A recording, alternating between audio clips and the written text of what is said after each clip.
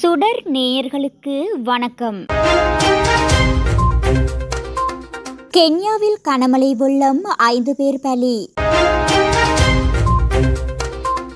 விமானங்களை தொடர்ந்து தாஜ்மஹாலுக்கும் வெடிகுண்டு மிரட்டல், பரபரப்பு.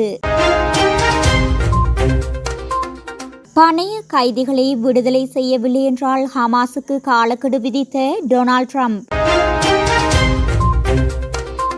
போர் நிறுத்த ஒப்பந்தத்திற்கு இடையே இஸ்ரேல் மீது முதன்முறையாக ராக்கெட் தாக்குதல் நடத்திய ஹிஸ்புல்லா.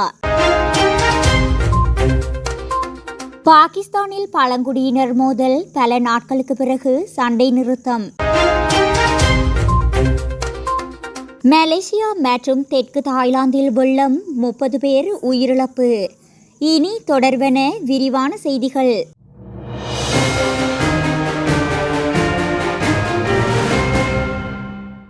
கென்யாவின் கடலோர நகரமான மொம்பாசாவில் பெய்த கனமழையை தொடர்ந்து 5 பேர் உயிரிழந்ததாக உள்ளூர் அதிகாரிகள் உறுதிப்படுத்தியுள்ளனர்.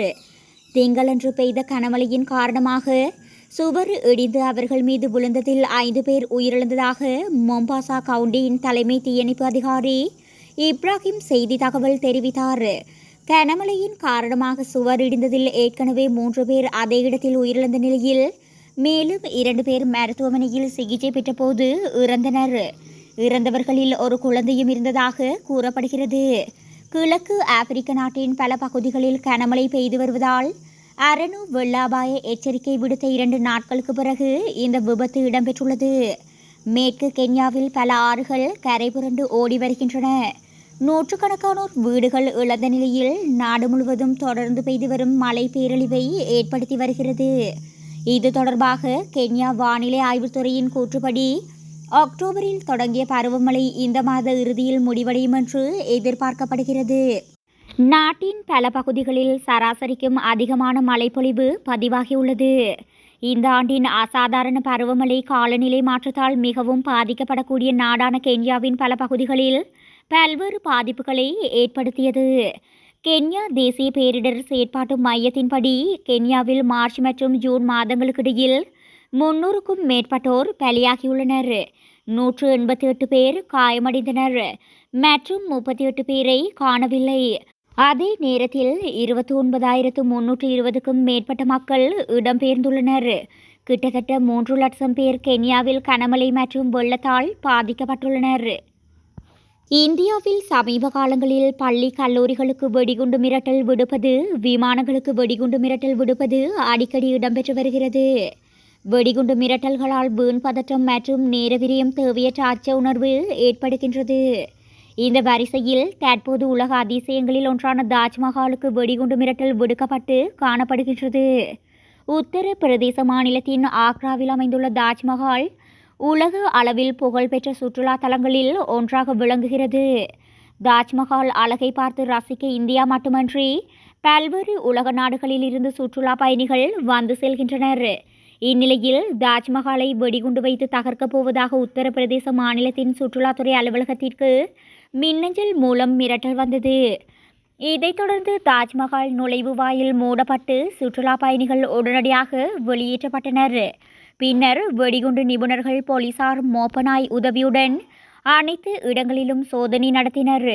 சோதனை முடிவில் வெடிகுண்டுகள் ஏதும் கண்டுபிடிக்கப்படவில்லை. இதையடுத்து வெடிகுண்டு மிரட்டல் வெறும் புரளிதான் என்று தெரியவந்தது. மேலும் வெடிகுண்டு மிரட்டல் விடுத்த நபர் யார் என்பது குறித்து போலீசார் விசாரணைகளை மேற்கொண்டு வருகின்றனர். காசா முனையை நிர்வகித்து வரும் ஹமாஸ் ஆயுத குழுவினர் கடந்த ஆண்டு அக்டோபர் 7ஆம் தேதி இஸ்ரேலுக்குள் புகுந்து பயங்கரவாத தாக்குதல் நடத்தினர். இந்த தாக்குதலில் 1139 இஸ்ரேலியர்கள் கொல்லப்பட்டனர். மேலும் இஸ்ரேலிலிருந்து 251 பேரை பணைய கைதிகளாக காசா முனைக்கு ஹமாஸ் கடத்தி சென்றது. இதையடுத்து ஹமாஸ் ஆயுத குழு மீது போர் அறிவித்த இஸ்ரேல் 117 பேர் பணைய கைதிகளை உயிருடன் மீட்டுள்ளது. அதேபோல் ஹமாஸ் ஆயுத குழுவினர்களால் கடத்தப்பட்டு கொல்லப்பட்ட பணைய கைதிகளின் உடல்களும் மீட்கப்பட்டுள்ளன. ஆனால் ஹமாஸ் வசம் இன்னும் 101 பேர் பணைய கைதிகளாக உள்ளனர். பணைய கைதிகளாக உள்ளவர்களில் அமெரிக்காவை சேர்ந்தவர்களும் உள்ளடங்குவர். பணைய கைதிகளில் பலர் உயிரிழந்திருக்கலாம் எனவும் தகவல் வெளியாகியுள்ளது. அதேவேளை தங்கள் வசமுள்ள பணைய கைதிகளில் 33 பேர் கொல்லப்பட்டு விட்டதாக ஹமாஸ் ஆயுதக்குழு தற்போது தெரிவித்துள்ளது. இதனிடையே இந்த போரில் காசாவில் ஹமாஸ் ஆயுதக்குழுவினர் உட்பட 44,000க்கும் மேற்பட்டோர் உயிரிழந்துள்ளனர். அதேபோல் மேற்கு கரையில் ஏற்பட்ட மோதலில் 700க்கும் மேற்பட்டோர் உயிரிழந்துள்ளனர். ஹமாஸ் வசமுள்ள பணைய கைதிகளை மீட்க இஸ்ரேல் பல்வேறு முயற்சிகளை மேற்கொண்டு வருகிறது. பணைய கைதிகளை விடுதலை செய்ய வேண்டுமானால் காசாவில் போரை நிறுத்த வேண்டும் என இஸ்ரேலுக்கு ஹமாஸ் ஆயுதக்குழு நிபந்தனை விதித்துள்ளது. ஆனால் ஹமாஸ் ஆயுதக்குழுவை முழுமையாக அழித்து பணைய கைதிகளை மீட்கும் வரை போரை நிறுத்தப் போவதில்லை என இஸ்ரேல் தெரிவித்துள்ளது. இந்நிலையில் பணைய கைதிகளை விடுதலை செய்யவில்லை என்றால் நரக விலை கொடுக்க நேரிடும் என்று ஹமாஸுக்கு டொனால்ட் ட்ரம்ப் கெடு விதித்துள்ளது. தேர்தலில் வெற்றி பெற்ற டொனால்ட் ட்ரம்ப் அமெரிக்க ஜனாதிபதியாக ஜனவரி 20 பதவியேற்க உள்ளார். ஜனாதிபதியாக தான் பதவியேற்கும் தினத்திற்கு முன்பு பணைய கைதிகளை ஹமாஸ் ஆயுதக்குழு விடுதலை செய்ய வேண்டும். அவ்வாறு பணைய கைதிகளை விடுதலை செய்யாவிட்டால் மத்திய கிழக்கில் ஹமாஸ் நரக விலை கொடுக்க நேரிடும் என்றும் ட்ரம்ப் எச்சரிக்கை விடுத்துள்ளார்.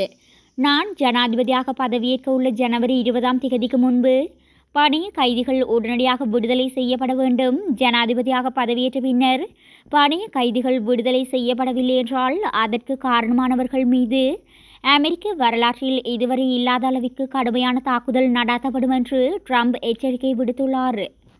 இஸ்ரேல் மீது கடந்த 2023 அக்டோபர் 7 ஹமாஸ் பயங்கரவாத அமைப்பு கொடூர தாக்குதல் நடத்தியது. இதில் அந்நாடு கடுமையாக பாதிக்கப்பட்டது. ஆயிரக்கணக்கானோர் கொல்லப்பட்டனர். நூற்றுக்கணக்கானோர் பணைய கைதிகளாக பிடித்து செல்லப்பட்டனர். இதனைத் தொடர்ந்து ஹமாஸ் அமைப்பை ஒழிக்கும் வரை ஓயமாட்டோம் என இஸ்ரேல் பிரதமர் நேதன்யாகு சபதம் எடுத்துள்ளார்.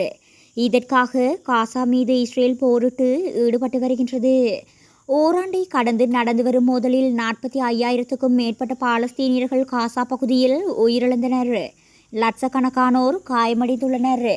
பாலஸ்தீனியர்களுக்கு ஆதரவாக ஹிஸ்புல்லா பயங்கரவாத அமைப்பும் போரில் ஈடுபட்டு வருகின்றது. லெபனான் நாட்டில் இருந்தபடி இஸ்ரேலை தாக்கி வருகின்றது.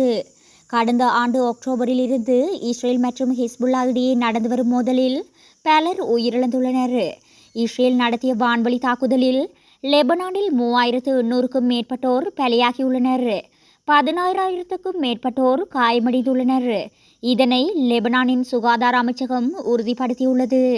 இந்நிலையில் இஸ்ரேல் மற்றும் ஹிஸ்புல்லா இடையே போர் நிறுத்த ஒப்பந்தம் ஏற்படுத்தப்பட்டுள்ள நிலையில் இதற்கான அதிகாரப்பூர்வ தகவலை அமெரிக்க அதிபர் பைடன் வெளியிட்டார்.